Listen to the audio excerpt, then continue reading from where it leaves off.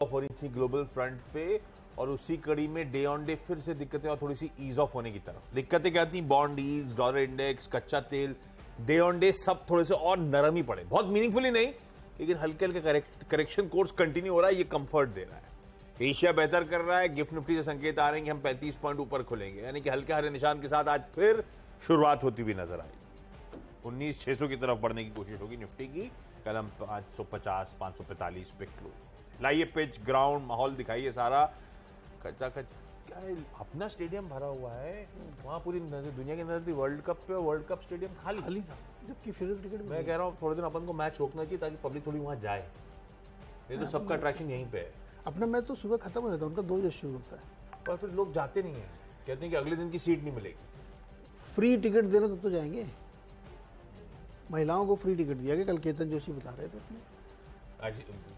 करना चाहिए, बच्चों, स्कूल के बच्चों को, अगर आपके टिकट नहीं बिक रहे, कल जैसे स्टेडियम खाली था, स्कूल के बच्चों को इनवाइट करते, कॉम्प्लीमेंट्री उनके लिए भी एक एक्सपीरियंस होता अपने आप में वर्ल्ड कप मैच देखना। नहीं, देश के अलग अलग हिस्सों में कॉम्प्लीमेंट्री टिकट भेजे हो तो हम लोग जाएं यहाँ से।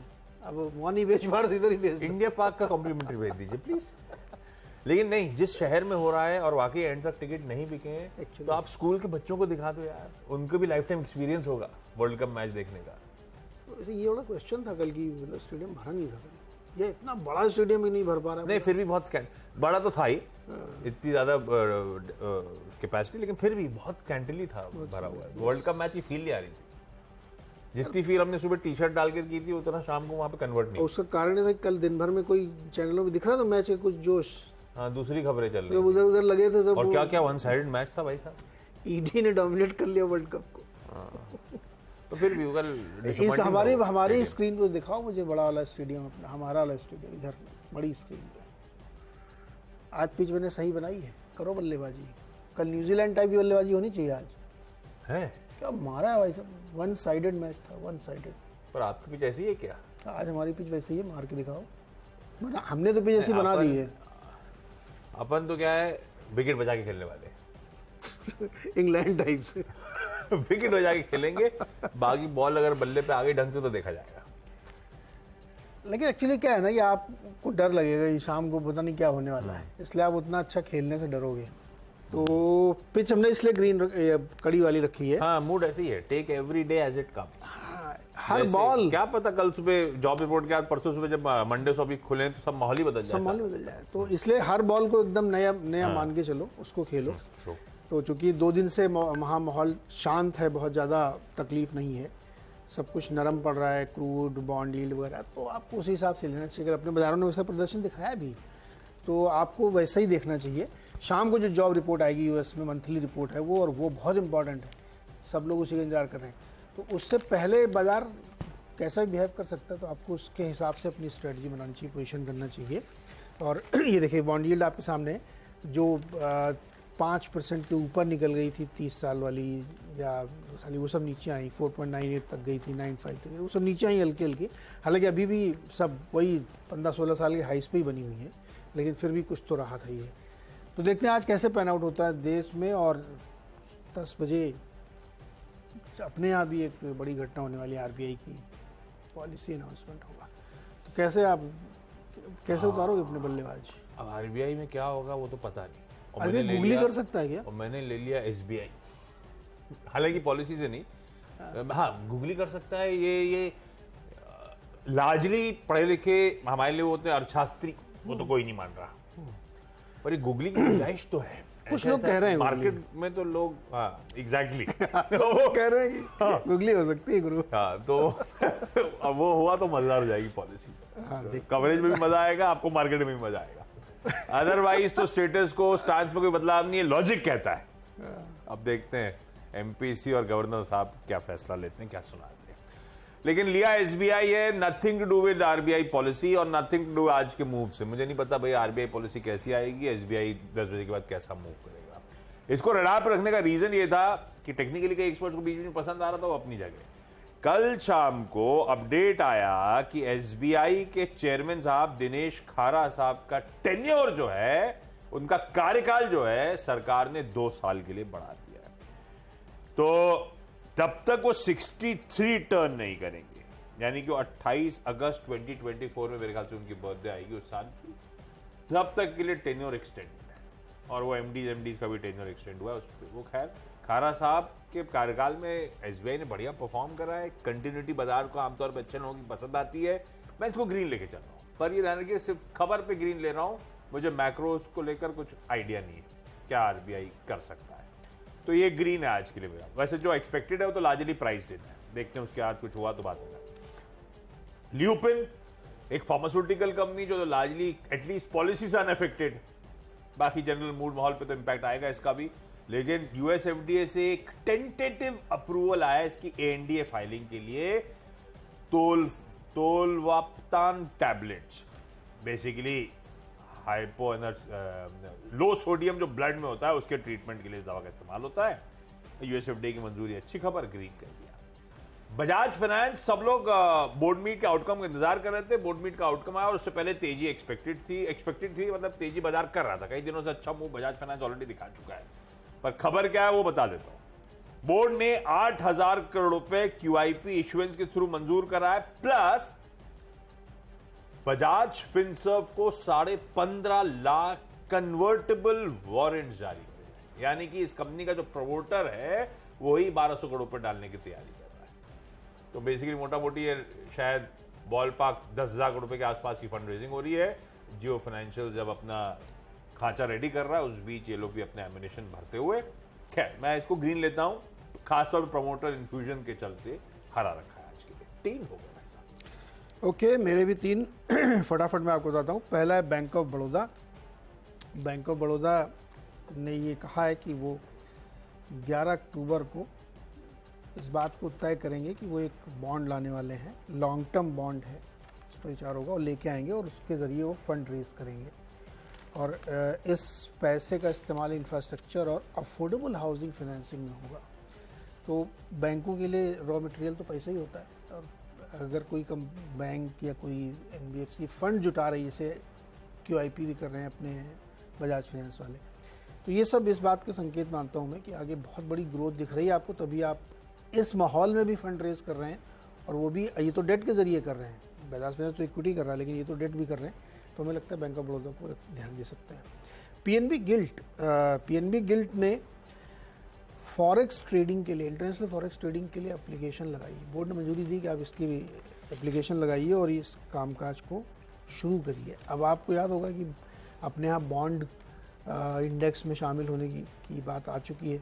एफएम साहिबा कह रही है 23 बिलियन और दिसंबर में शायद तैयारी हो रही है। हाँ, तो दिसंबर में 2 और जुड़ जाएंगे उसमें, बार्कलेज और फुटसी वाले भी।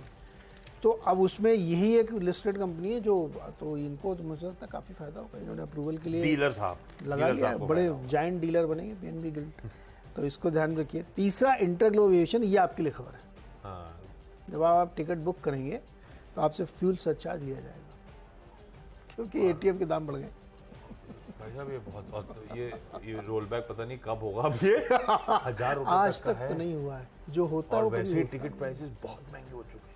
मैं तो हिम्मत नहीं आप यहाँ से, मुझे कहीं फरवरी में जाना है, आज भी उस फरवरी का टिकट देखूंगा तो हिम्मत नहीं हो रही खरीदने की, और इस उम्मीद में कि आगे से सस्ता फरवरी 6 महीने डाउन द लाइन बेस वहां पे है, और जैसे पास आएगा वो पता नहीं वो फेयर कहाँ जाने वाला है।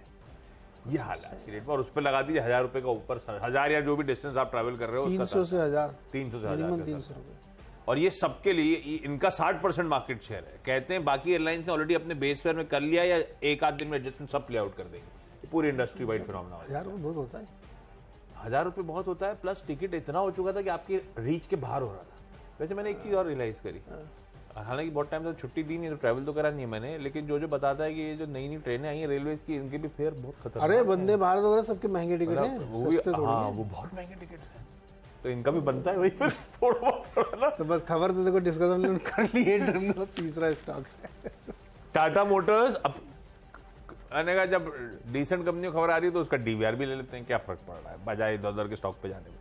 टाटा मोटर्स स्वीट स्पॉट में आ रहा है, बहुत बड़े कंसोलिडेशन से लग रहा है, ऐसा लग रहा है चल सकता है, देखते हैं क्या होगा। कल भी चल रहा था, कल सितंबर के अपडेट आए थे, उसके बाद शाम को आ गए पूरे मंथ के क्वार्टर अपडेट्स आए। जेएलआर की wholesales ex of China 29% jump है, even Q on Q improvement नजर आएगा। रिटेल सेल्स में 21% का जंप है, होलसेल 29, रिटेल 21% जंप। और दे गॉन टू से कि ये Q4 FY24 करंट क्वार्टर जिसके अब नतीजे आएंगे, aspects positive free cash flow of $300 million. 300 million, मैंने सिर्फ 300 मिलियन लिखा है, ये तो यूरो भी हो सकता है क्योंकि जेलर तो यूरो वाला मामला है या पाउंड वाला मामला है। तो भाई अब ये चेक कर देता हूं। तो positive free cash flow is anticipated. और एक आज नतीजा आ रहा है, नतीजे पहले बहुत स्ट्रेंथ दिखा रहा है, कोई रीजन नहीं मेरे पास ये मानना कि नतीजे बहुत अच्छे होंगे और भी तेज होगी, लेकिन फिर भी आपको स्क्रीन पर ऐड करने के लिए आज से जुपिटर लाइफ साइंसेज के अभी नतीजा आए, लिस्टिंग हुई थी। उसके पहले तिमाही के लिस्टिंग के बाद की फर्स्ट क्वार्टर हो गई जिसके नंबर्स आने वाले हैं आज। उससे पहले अच्छे मूव्स दिखा रहा है, अच्छा बिल्डअप हो रहा है, देखते हैं नंबर्स कैसे होंगे। ग्रीन रखते हैं अच्छे मूव्स के बीच में जुपिटर लाइफलाइन हॉस्पिटल्स को। ओके, तो मेरा चौथा स्टॉक है गोदरेज कंज्यूमर। इन्होंने अपना बिजनेस अपडेट दिया है। तो इन्होंने बताया कि इनकी जो क्या मिड सिंगल डिजिट की ग्रोथ आ रही है, लो सिंगल डिजिट की ग्रोथ आ रही है पर्सनल केयर में, और वॉल्यूम जो है काफ़ी सबड्यूड है। तो इस पर मॉर्गन स्टैनली ने अपनी एक रिपोर्ट भी दे दी। देखिए मॉर्गन स्टैनली ने कहा ओवरवेट टारगेट प्राइस 1072, लेकिन उसके नीचे क्या लिख रहे हैं कि Q2 की जो ग्रोथ है वो मिड सिंगल बहुत लोअर है, क्वार्टर ऑन क्वार्टर 10-11% से गिर के अब वो 5-6% के आज रेंज में चल रही है। अक्रॉस द बोर्ड इनकी दिक्कत आ रही। केवल इन्होंने जो अभी रिसेंट एक्विजिशन किया था रेमंड से, जो ये कॉन्डम वाली कंपनी, और एक वो खरीदा, उसमें थोड़ी ग्रोथ दिख रही है और अफ्रीका में थोड़ी ग्रोथ आपको दिख रही है। अदरवाइज ग्रोथ बहुत सबड्यूड है हर सेगमेंट में। तो ये दिक्कत है, तमाम बुराइयों के बावजूद वो कह रहे हैं कि इनका मार्जिन इंप्रूव हो रहा है। अब पता नहीं कैसे, क्रूड प्राइस इतने ऊपर हैं, कैसे मार्जिन इंप्रूव होगा मुझे नहीं समझ में आ रहा। लेकिन ठीक है, मॉर्गन स्टैनली का अपना व्यू उसका अलग हो सकता है। मुझे लगता है इसको आज रेड में रखना चाहिए गोदरेज कंज्यूमर को, क्योंकि जो ग्रोथ दिख रही है वॉल्यूम वाली वो कमज़ोर है। इसके बाद अगला स्टॉक है BHEL। इनका एक मामला चल रहा था जयप्रकाश पावर के साथ, 2 आर्बिट्रेशन चल रहे थे जो अवार्ड हो गए इनके लिए। और छठवां स्टॉक मैनकाइंड फार्मा। अभी जो तीस्ता नदी में आया था ना तूफान, अरे भाई साहब, उसमें इनकी एक मैन्युफैक्चरिंग पे इम्पैक्ट आ गया है। उसकी वजह से बिजली ये सब थोड़ा सा डिसरप्शन आ गया है। हालांकि ये कह रहे हैं कि बहुत ज़्यादा उससे असर नहीं पड़ेगा, लेकिन काम तो रुक ही गया है ना, तो देखते हैं कब होता। तो मैनकाइंड पे ये खबर है, ध्यान रखिएगा। अच्छा, वो 300 मिलियन पाउंड है। पाउंड है, बड़ी रकम हुई। हाँ ठीक है, वो मैंने कहा 300 मिलियन लिख के लाया था, याद ही नहीं था ऊपर क्या है। ठीक है, 6 स्टॉक्स हो गए। ब्रेक लेते, ब्रेक के उस पार बचे हुए 4।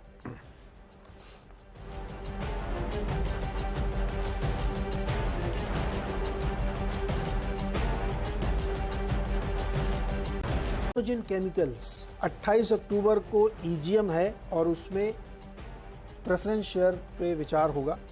मतलब विचार क्या, सब कुछ हो ही चुका है, अप्रूवल है। 1754 रुपये पर शेयर के हिसाब से 14,42,000 शेयर 9 देश के जाने माने फंड, म्यूचुअल फंड पे लॉट किए जा रहे हैं।